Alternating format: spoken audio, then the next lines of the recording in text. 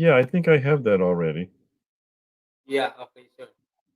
Okay. So, friends, please stand by for the live interview with our very own Filipino American Mayor Ron Falconi of the Brunswick, Ohio, USA. So, please stand by, friends. It will start at 9 a.m. Philippine time and 9 p.m.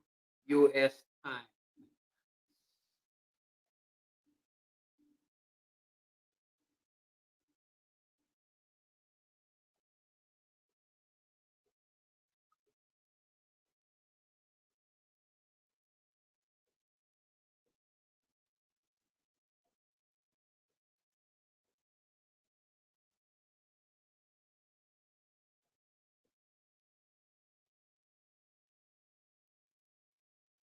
So where in the Philippines are you po right I'm now? based in Cagayan Valley, Mayor Ron. Opo.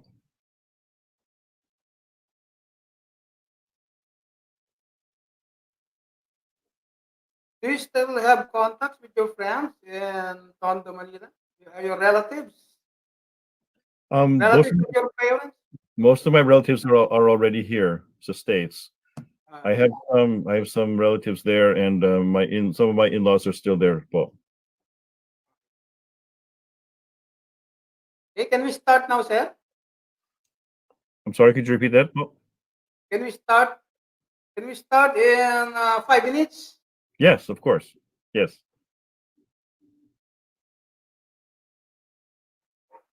I'll just share the link to our friends so that when we start the interview, it will be seen by more friends.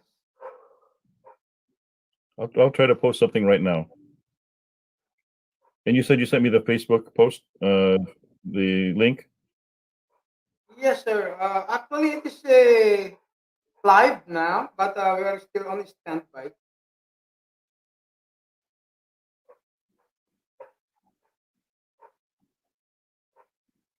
This StreamYard link. Can I post that, No, or is no, that sir. No, not the StreamYard link. The Facebook link. Facebook link? Okay. Yeah. The StreamYard link is the one we are using for the live interview. It is only the engine for the broad. Opo.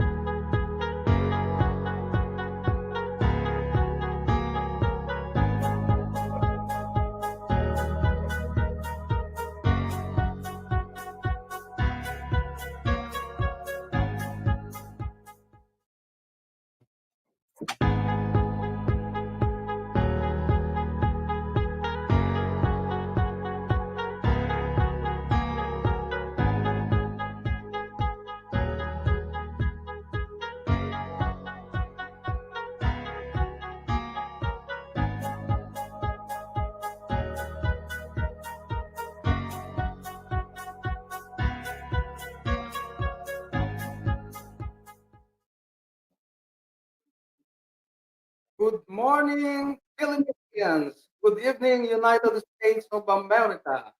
Here is William R. Vizcaya Jr., currently the news correspondent of the Philippine Daily Inquirer, the daily broadsheet based in Metro Manila, and news stringer of television station GMA7 Puso Network. I'm also the publisher editor of two local weeklies based in Northern Luzon, Luzon-wide news correspondent and Balikan Hilaga, and also teaching college mass communication and journalism students.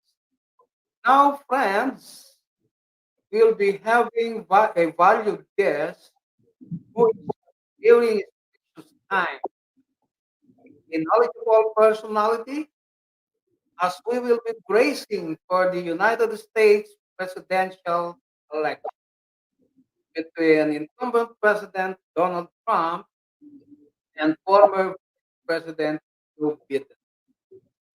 Our guest has been serving the people of Brunswick, Ohio, as city councilman for more than 5 years before he took a higher office in 2014. Our guest, the first Filipino American mayor in the state of Ohio, is a lawyer by profession. He has also served as the member or chairman of the Zoning Appeals Board of Brunswick and the City Council's chairman of the committees on economic development as well as the planning and zoning committees. Borges is one of the notable Asian Americans in the Republican Party.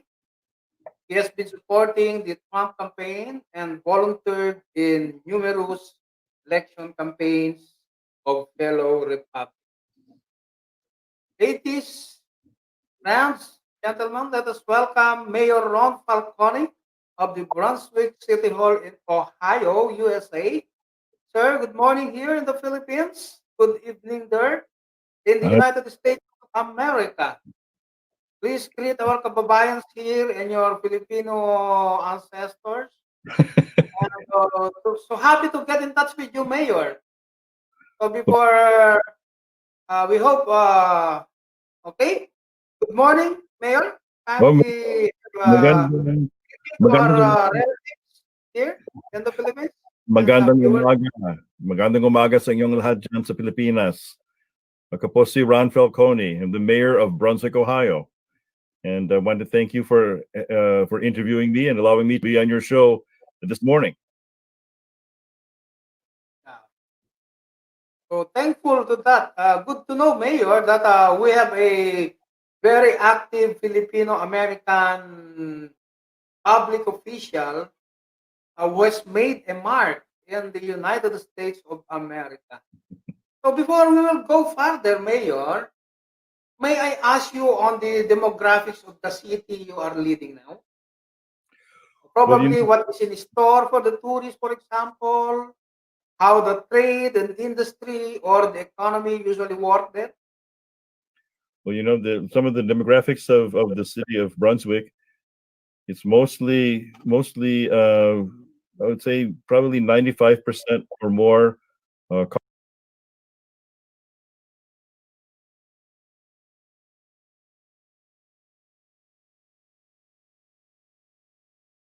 Caucasian.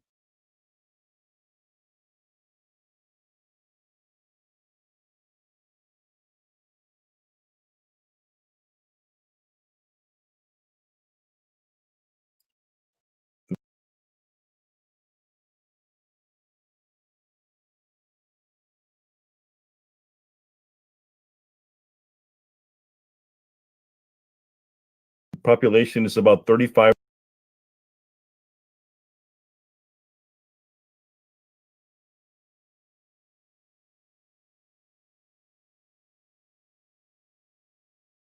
people.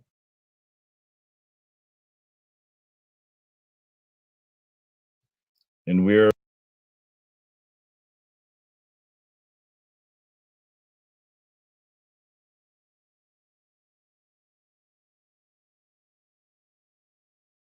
probably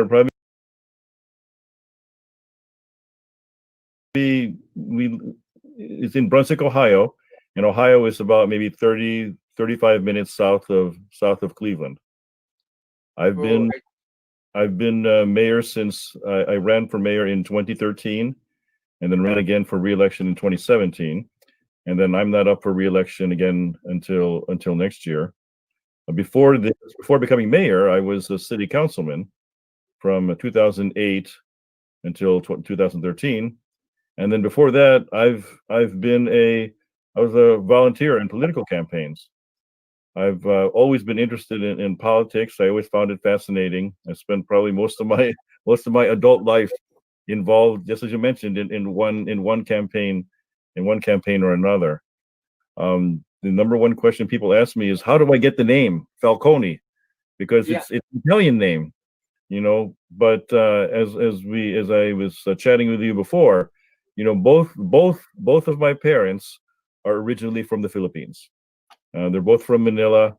My dad is from Tondo, and my mom, even though my mom was born in Manila, her parents are from Pampanga, in Tarlac, and that my parents actually met at the U.S. Embassy in Manila, applying for visas to come over here to America in 1967.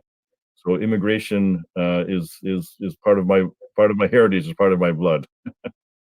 It seems it is a very interesting story, Mayor, isn't it? Where your parents met rather.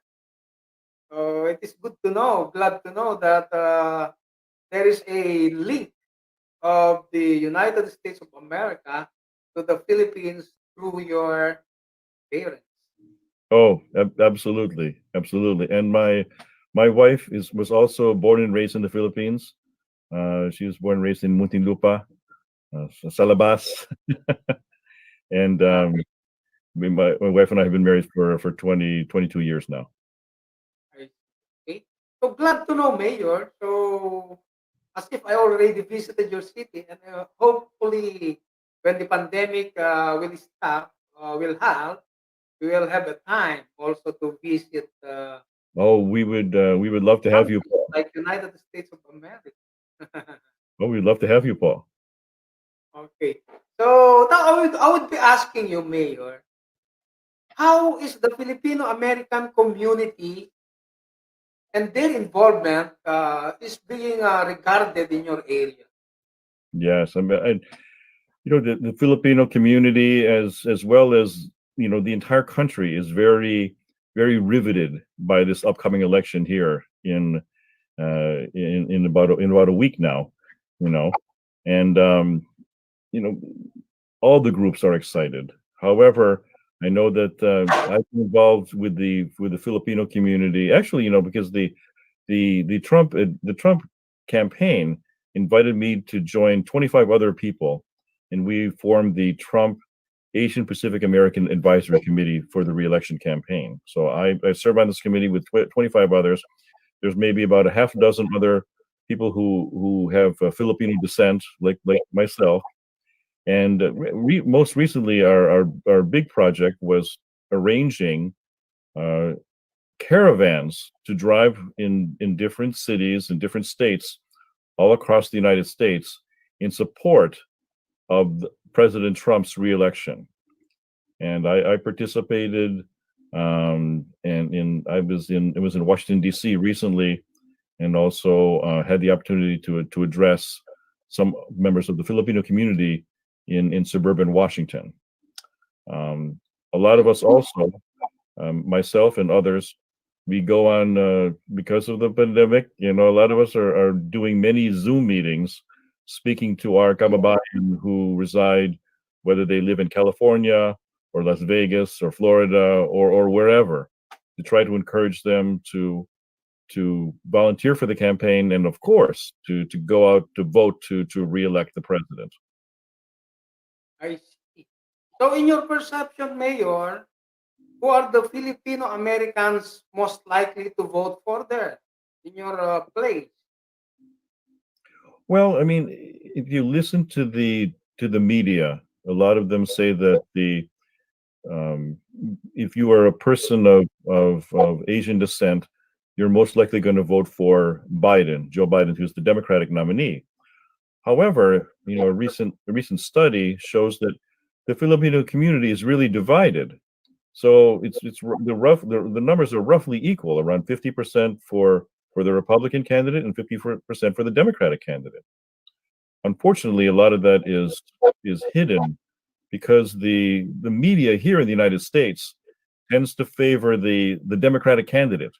So all of the news is heavily slanted towards the person who is the Democrat nominee.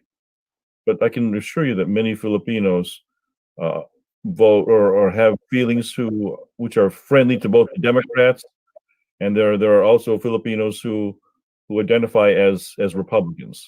So it's probably about equal. I see. Okay. So, as we all know, the U.S. presidential election has been a very interesting activity worldwide, Mayor Ron. Opo. So, kindly give us some inputs regarding the elections in the United States of America, because it is quite different if you compare it in the Philippines, isn't it? Oh, We see the words like electoral college, caucuses, delegates, and so on. So kindly simplify this complicated U.S. elections for us, yeah, non-American people like us, Mayor. absolutely, Paul. Here in America, the person who receives the victory of the majority of the electoral college votes is the person who's going to win the White House. So the magic number really is 270 votes. Each state has a certain number of has each state has a certain number of votes, and um, basically a lot of the biggest prize really is the biggest electoral votes is in California. And then the smallest ones are usually the small states, but they have a minimum of 30 votes. So the different candidates will campaign in each of the states, which they feel have the best shot of winning. It really comes down to, so there are some states which are automatically, just because of we talked about demographics before. Um, some of these states, because of the demographics, are heavily favored to go to one candidate or the other. You know, there are many people, like say, for example, in Hawaii, there are three electoral votes there. Yeah. Most likely, that's going to go to the Democrats.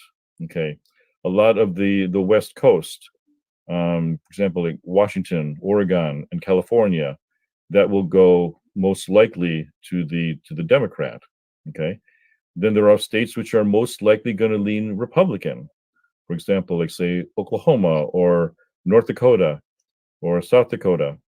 Um, and then there are other states which are called swing states. You know, so we don't. Sometimes they've gone one way, sometimes they've gone the other way.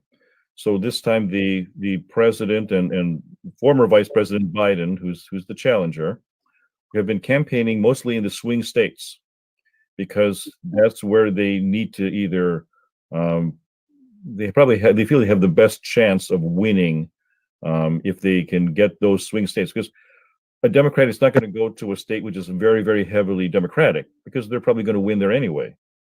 And just like the way a Republican is not going to make campaign in those Democratic states because most likely Republican will not be victorious there. By the same token, there are certain states, like I mentioned before, where the Democrat is not going to go to a Republican state because most likely he is not going to win there. And also, the Republican will also not campaign in that state because he will most likely win there. So the battleground states they're looking at um, in this election are most likely going to be states such as Ohio, such as Michigan, such as Pennsylvania, Minnesota, Arizona, Nevada, Florida, North Carolina. So, like for example, the president was here in Ohio earlier today, campaigning in the southern part of the state, and that's where not only where people go out to where the presidential candidates go out to vote, they also spend money on commercials in those particular states, in those particular media markets.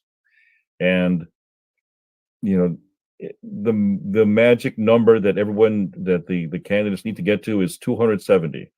So once you get 270 votes, that means you win. And sir, being an active volunteer of the Trump campaign and the Republicans, what pushed you in doing such a partisan political advocacy?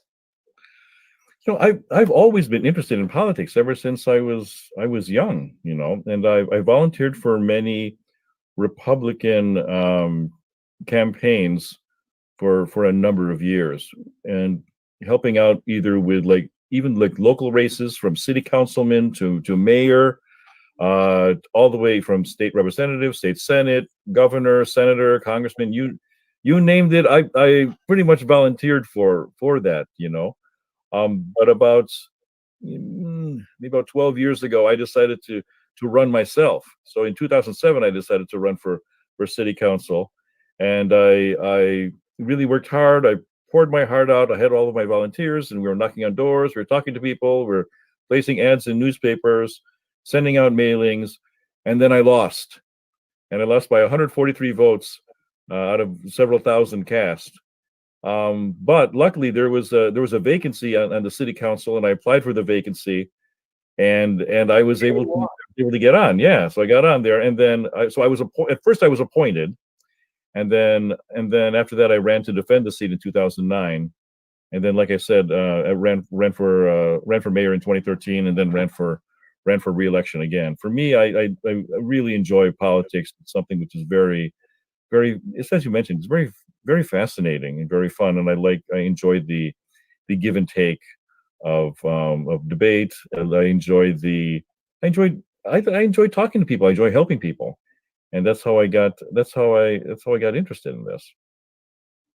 Oh, and now, President Trump has been focusing on the assistance to American families. What should have been the core of his age for assistance? And what do you think? Is it enough, or there should be more to be done? I'm sorry. Could you repeat the last part again? I couldn't hear you. Yes, about the assistance to American families of Okay. the Trump administration.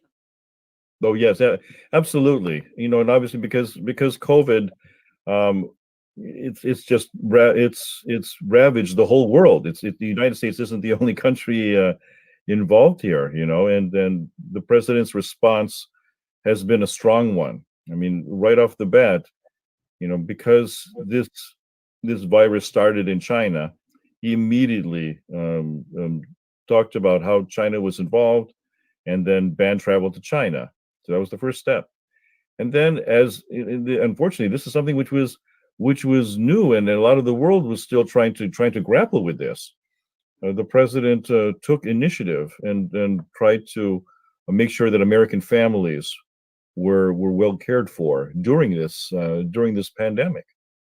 I mean, in America, we have the CARES Act, which sent out almost $2 trillion to assist American families dealing with financial difficulties or medical difficulties. And unfortunately, sometimes we had to deal with shutdowns, and now America is trying to open up, again.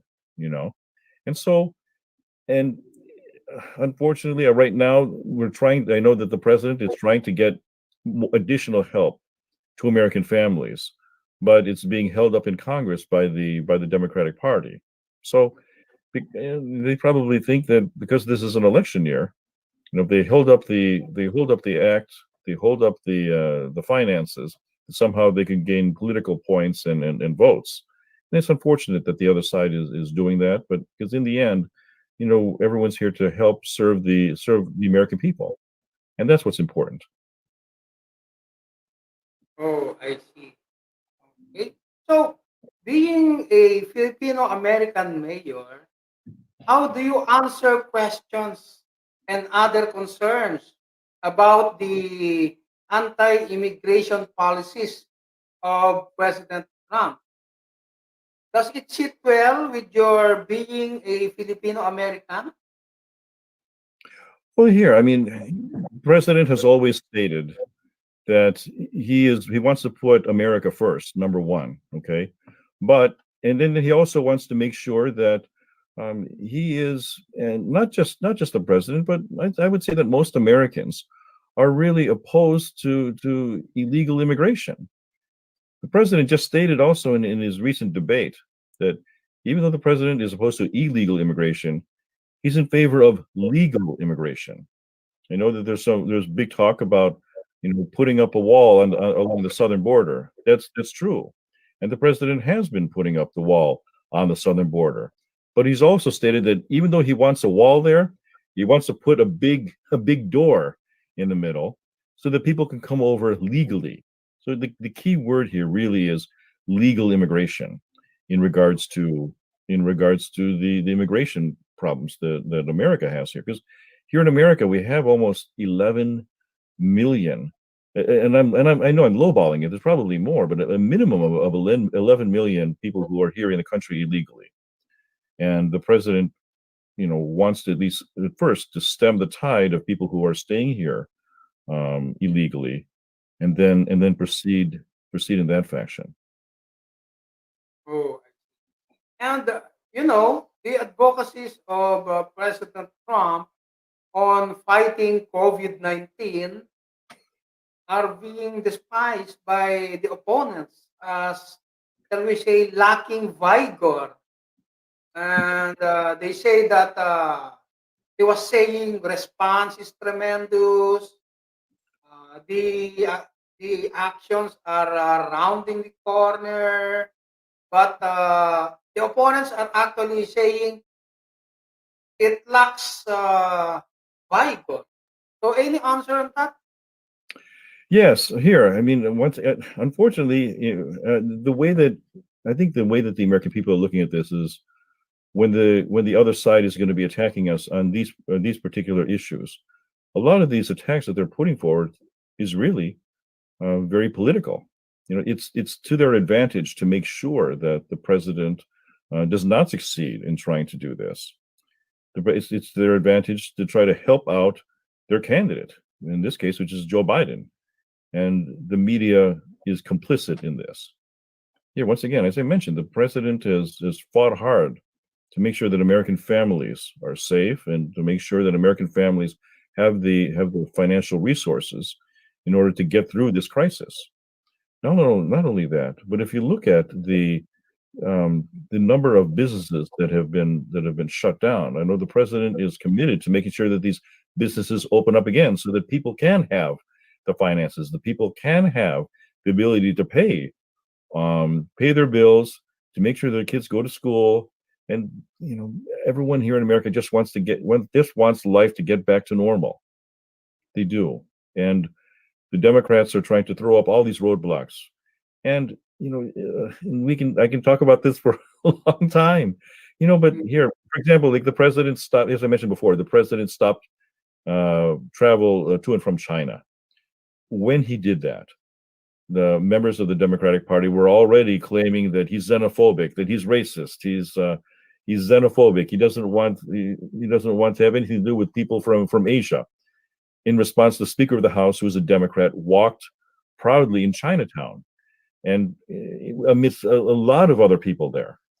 But then, if you look back, it's October. This was what, maybe 8 9 months ago. The president made the right decision back then. And of course, no one from the Democratic Party is going to admit that. No one from the media is going to admit that. But the president has been doing the right thing. The president has been protecting the American people.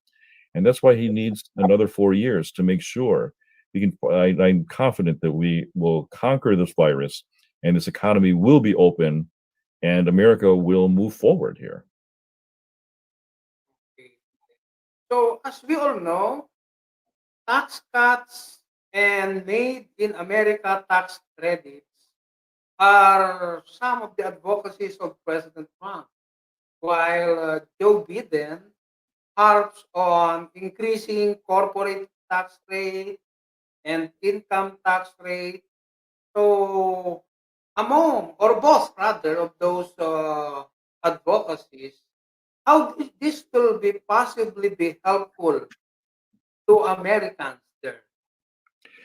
That's a good question. You know, a lot of times you can also see the difference between the Republicans and the Democrats in regards to taxes. Okay, Republicans believe that if you cut the taxes, you can put more money into the people's wallet, into the people's pocket, so they can spend that, and then once again grow the economy. Democrats, on the other hand, thinks you need to increase the tax, so that they'll have more money for their government programs. As a Republican, I believe the tax cuts are a better way to stimulate economic development in your communities along the states, such that it will, like I said, the people, that money belongs to the people, and when the people use that money, they can spend that on the things that they need to spend it, and that helps to grow the economy. As I said, Democrats, on the other hand, they like higher taxes, and they want more. They want to take more money out of the wallets of the American public and put that and return that to the government. I think that's wrong. I see. And now, Mayor, we will be delving more on other issues. One is also the difference of the advocacies of Biden and President Trump regarding the criminal justice reform. So definitely Biden was or is calling for the elimination of the death penalty, while President Trump is keen on funding and hiring more law enforcement officers aside from increasing the criminal penalties for assault on law enforcement officers. So, what is your thinking about this Well, here, regarding the different stance of our candidates on Donald, criminal justice reform? the president has made it clear that he is going to be the law and order president. Here, I'm sure that you and many people, not just in the Philippines, but people all over the world, were horrified when we saw a police officer kneel on George Floyd's neck back in the springtime. And while that is unacceptable and absolutely, as I said, it's horrific. That spurred a lot of protests against well, just protests in general, really. Um, and unfortunately, many of those protests turned violent, where it showed a lot of widespread looting, a lot of widespread protests in dealing with people are looting, setting things on fire, and basically we saw major American cities get burned, law enforcement attacked. Um, I I know, see. especially like in the West Coast, Filipino businesses were looted and destroyed. Donald Trump stands for law and order, and a lot of these people who are protesting, who are the violent, engaging in looting, um, these people, in my view, these people are supportive of Joe Biden, of the Democrat. A lot of these people are left wing agitators who do not are using this as an opportunity to advance a political agenda because they don't like capitalism, or they're opposed to capitalism. That is wrong. This president stands by law enforcement. This president stands by law and order, and he's going to keep America safe. Americans should be able to walk down the streets in major American cities, but because of some of these rioters and these looters, um, it's not a, people are not able to do that, and people are afraid. Donald Trump is going to make sure that America is safe again after all of these riots and looting. Okay. So, so probably, what is your thinking with the stand of President Trump on having that end to cashless bail, and that he would like people in jail to be kept until trial also. I'm sorry. I'm sorry, Paul. Did you say? Did you talk about? Were you talking about cashless bail? Were you talking about cashless bail, Paul? Regarding that cashless bail. Yes. Yeah. No. Also, as I'm speaking, as an attorney, the way that the legal system, especially like in say in criminal cases, if you have to post some kind of a, if you're arrested, typically you post some kind of a bail in order to ensure that you come back and you attend all of the hearings.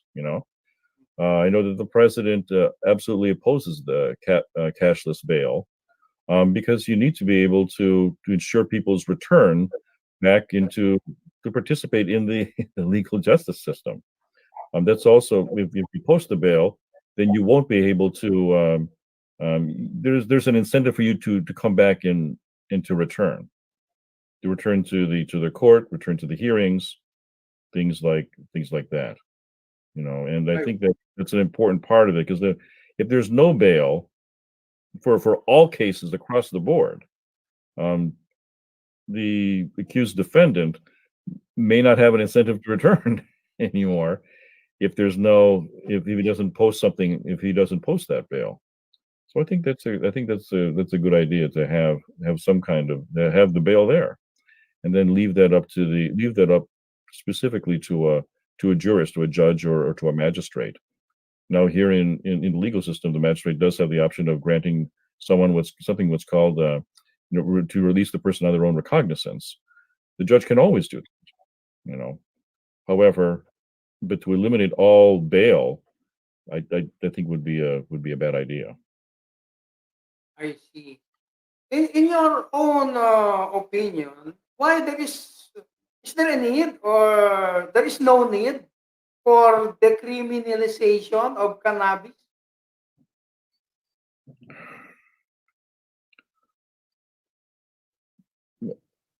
I'm sorry, could you repeat that again? The last part?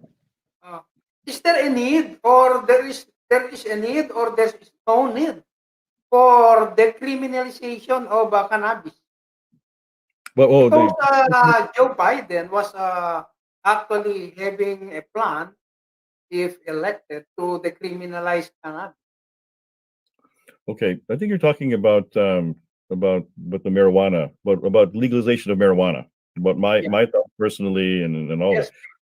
Yeah, for me, to me the marijuana is a drug, and that if you legalize it, I think there would be greater problems, and I think it just adds to the crime. But I know that there are others on the other side who don't believe that way, and they believe that legalization of marijuana would actually be helpful to a society. I think that it helps makes it, I think that once you legalize that, I think it makes a step further to greater crimes being committed within the community. But that's my personal belief. I Okay. Now we'll be talking about the issue of abortion, which is also a very ticklish issue in the United States of America. It Well, is. regarding the stand of President Trump, he's keen on reinstating the Mexico City policy, the exclusion of clinics where abortion is a method of family planning from receiving Title X funding. And he's also saying pro-life is his stand, and with exceptions, of course, to his anti-rape, incest, and other ways on saving the life of the patient. What's your thinking about that abortion issue of the stand of President Trump, Mayor? Yes, I know that President Trump is 100% pro-life, and he believes that life begins at conception. And that's also one of the topics here in America that has ravaged the ravaged the country ever since the Supreme Court made the decision back in the early 1970s. And I know that many people on the left are very they want to make sure that that abortion is still here in America. And I know that the Republican Party, um, most Republicans, okay, I shouldn't say that here. Most Republicans are considered pro-life or anti-abortion, and most Democrats here in America are pro-abortion rights or pro-choice, as they like to say. And that's probably one of the greatest issues, if not probably the greatest issue, which divides America right now, is to whether an abortion should be legal or whether abortion should not be legal. And that's why there's such a great interest in what's going on right now in regards to a Supreme Court. One of our Supreme Court justices passed away. Her name is Ruth Bader Ginsburg. And so President Trump has nominated Amy Coney Barrett to replace her. Ruth Bader Ginsburg is probably considered a very liberal judge, and Amy Coney Barrett is considered a very, very conservative judge. And with her nomination to the bench, that would give the conservatives a 6-3 advantage going into, basically from at least for the next few decades. Judge Barrett is, I believe, she's 48 years old, and so she still has several. And for people who are appointed on the Supreme Court, it's a lifetime appointment, so she could be there for decades. And people are either concerned or people are hopeful that if an abortion case comes before the Supreme Court, that Roe versus Wade, the name of the Supreme Court case in America from 1972, that it will be overturned to the joy of Republicans and to the horror of Democrats. So it's a contentious issue. Both parties, both the president and former Vice President Biden have stated their positions on these issues, and so that's why people here in America are already voting, and of course, the last day to vote is I believe it's November 3rd. Okay. And there is a difference of the stand of Joe Biden and President Trump regarding this Mexico City policy. The one Joe Biden was thinking of rescinding the Mexico City policy, which was previously reinstated by President Trump. So, by the way, what is this Mexico City policy, and why the other was trying to rescind, but the president actually reinstated? Well, if my memory serves me correctly, I believe that the Mexico City policy, it really doesn't allow a U.S. government. I'm sorry, it's like a U.S. government policy. It blocks the federal funding for non-governmental organizations which provide abortion.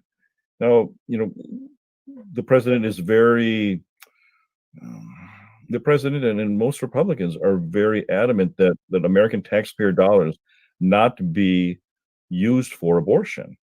And so this policy would make sure that it doesn't happen. Now, if the former vice president wants to lift that, that means then that people's money, American taxpayers, would be paying for someone else's abortions. And as I mentioned to you already, abortion is already a very, very hot topic here in the United States.